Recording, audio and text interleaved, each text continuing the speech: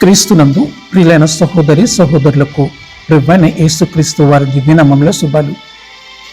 నూతన జీవిత అనుదిన దైవ ధ్యానము. ఒంటరితనాన్ని ఎదుర్కోవడము. మీరు ఒంటరిగా ఉన్నప్పుడు ఆయన ప్రేమ మరియు శ్రద్ధను మీకు గుర్తు చేయమని ప్రభువును అడగండి.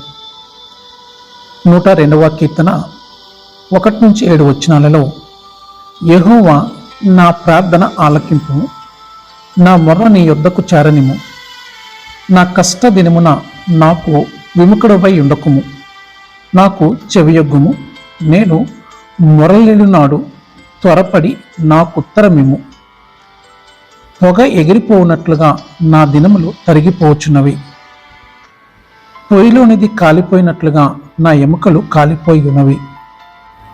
ఎండ దెబ్బకు వాడిన గడ్డి వలె నా హృదయం వాడిపోయి ఉన్నది.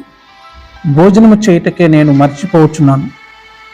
నా మూల్గులు శబ్దము వలన నా ఎముకలు నా దేహమునకు అంటుకొని పోయినవి. నేను అడవిలోని గోడబోతను పోలి ఉన్నాను. పాడైన స్థలములలోని పగిడి కంటె వలెనున్నాను. రాత్రి మెలకువగా నుండి ఇంటి మీద ఒంటిగా నున్న పిచ్చుకు వలెనున్నాను.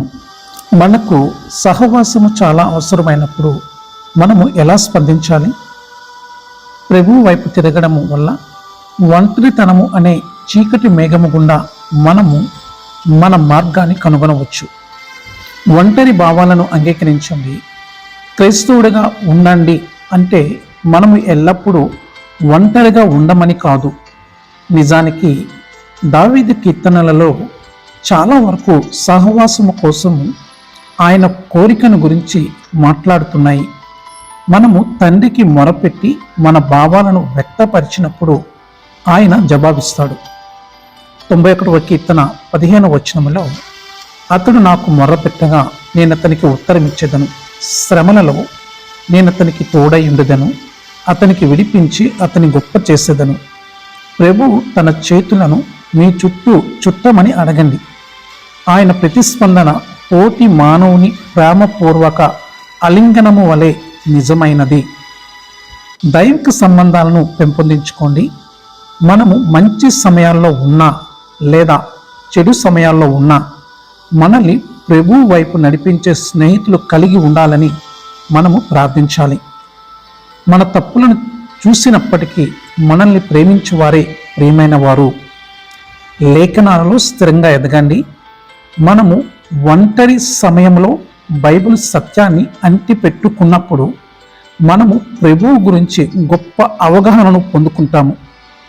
దేవుని వాక్యములో మునిగిపోండి మరియు ఆయన వాగ్దానాలను కంఠస్థము చేసుకోండి. అప్పుడప్పుడు మనమందరము ఒంటరితనము అనే పొగమంచు గుండా నడుస్తాము. అయితే దేవుడు మనల్ని మళ్ళీ బయటికి నడిపించే వెలుగు. మీరు ఒంటరితనము అనే భావాలతో పోరాడుతుంటే సహాయం కోసము ఆయనకు మొరపెట్టండి. ఆమేన్. దేవుడు మిమ్మల్ని ఒంటరితనాన్ని ఎదుర్కొనే ధైర్యాన్ని మరియు కృపను అనుగ్రహించునుగాక. ఆమేన్.